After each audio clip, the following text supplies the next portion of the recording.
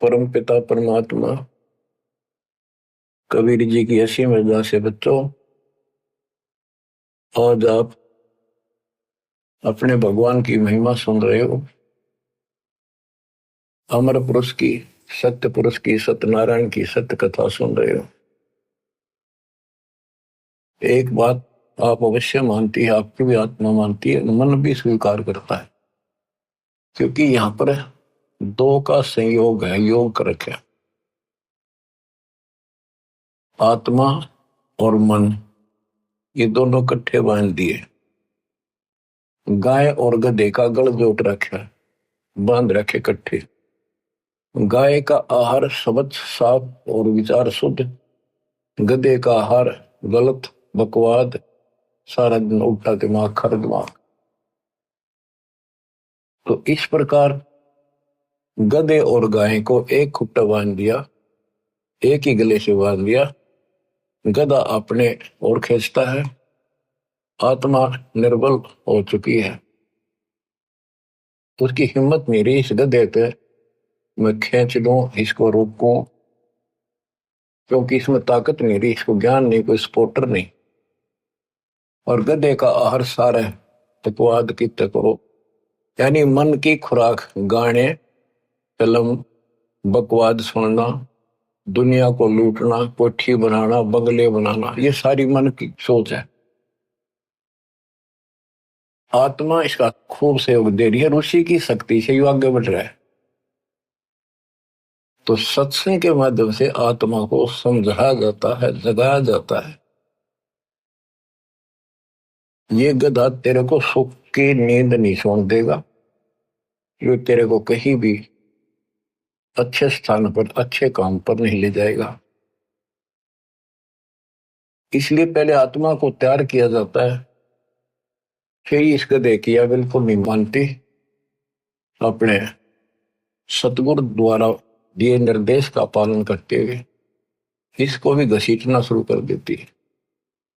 ये निर्बल हो जाता है, इसका आहार खत्म हो जाता है, फिल्म देखना नहीं, शराब पीना नहीं, बकवाद करनी नहीं, अटपट मारनी नहीं, ये मुरझा जाता है, फिर कमजोर पड़ने लग जाता, आत्मा उभर जाती है। आत्मा का आहार ये सत्संग है, विचार है, ज्ञान है, फिर भक्ति है। केवल ज्ञान है और भक्ति नहीं करी तो भी साथ नहीं, ज्ञान नहीं टिकेगा। तो भक्ति में सेवा, सुमन, दान, ये तीनों इसके पहलू हैं, ये सारे करने पड़ेंगे। और विशेष फिर मर्यादा, ये सब रखते हुए हम आगे बढ़ेंगे।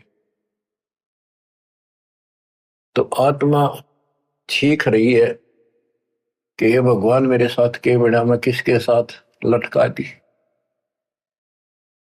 मैं तो दे दी है बाल बरे नो, मैं तो दे दिए बालम बरे, मैं तो दे दी है बाल बरे नो, मैं तो दे दिए बालम बरे।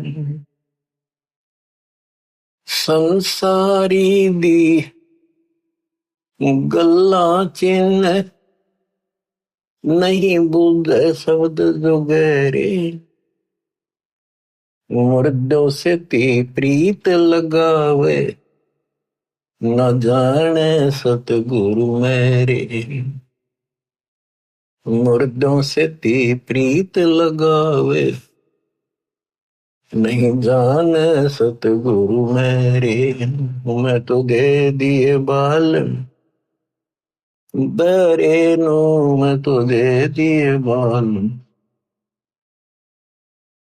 ऊंची थलियां खेती बोवे, बोल रहा नजर डरे।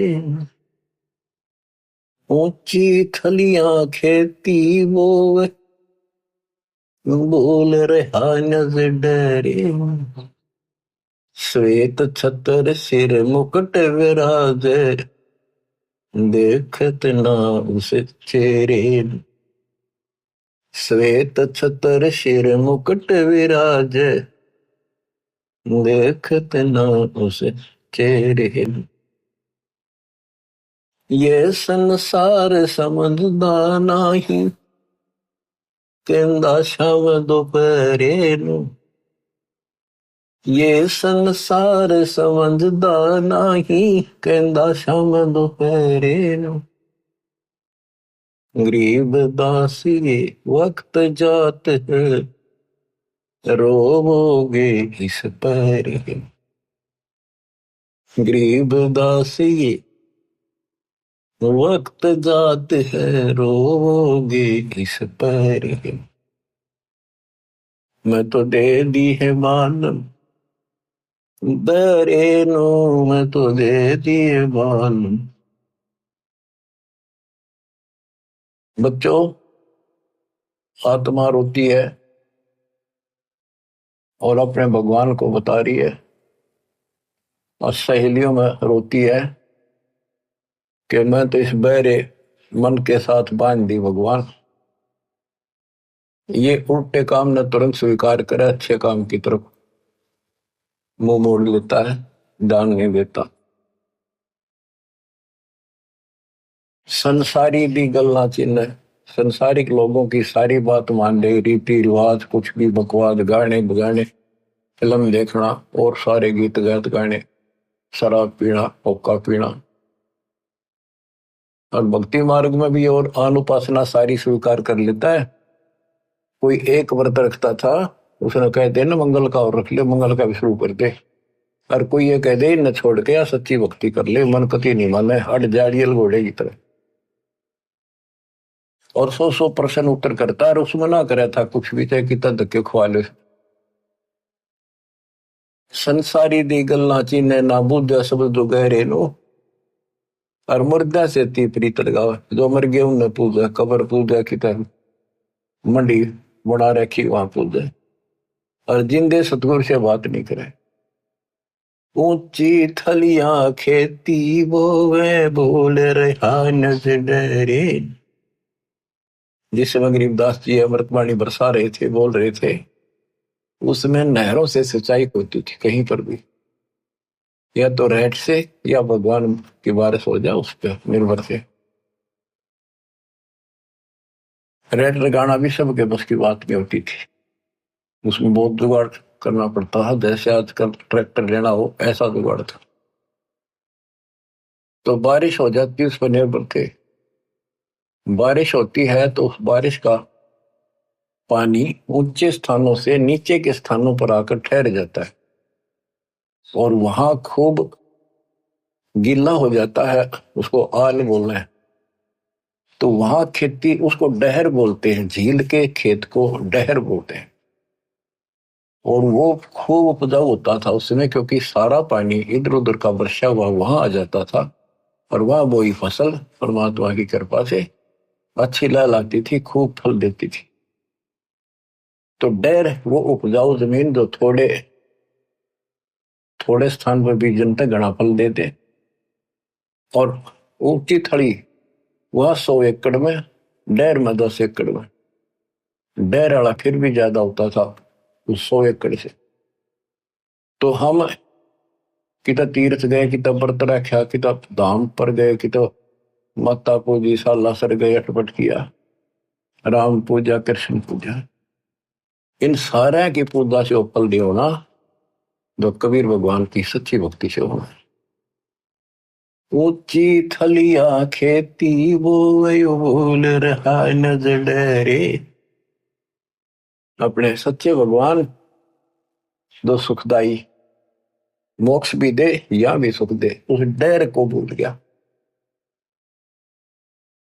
श्वेत छत्र सिर मुकुट विराजे, जैसे वेदों में लिखा है, ऋग्वेद मंडल नंबर 9 सूक्त नंबर 86 में और 82 में, कि वो परमात्मा देखने में राजा के समान है। वहां तख्त पर बैठा, सिंहासन पर विराजमान है। तो राजा के सिर पे मुकुट होता है, ऊपर एक छत्र होता था, छत्र उसकी शोभा बढ़ाते थे कि राजा के ऊपर कोई पशु पक्षी बीट ना कर दे, एक उसकी सम्मान होता था। तो परमात्मा राजाओं का राजा, महाराजा, सम्राट है, सारी सृष्टि का मालिक है।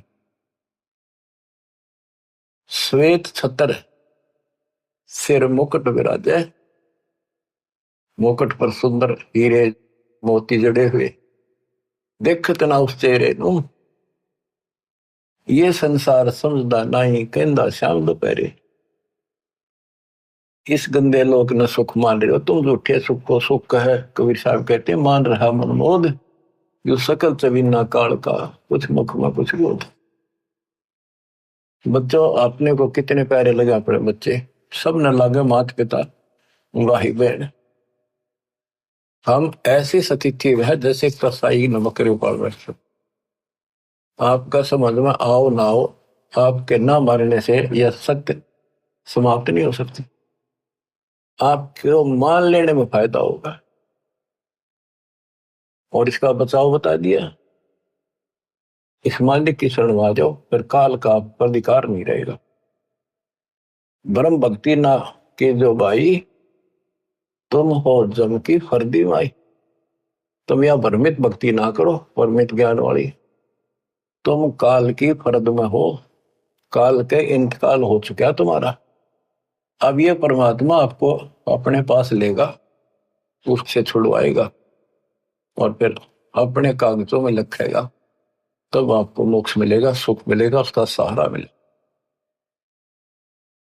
जैसे एक शराबी पड़ा था दोपहरी में, शराब पी कर एन चौड़े में, और जून का महीना, धूप खूब, पेशाब निकल गया वहां इसका, और पसीना पसीना माटी लग गई।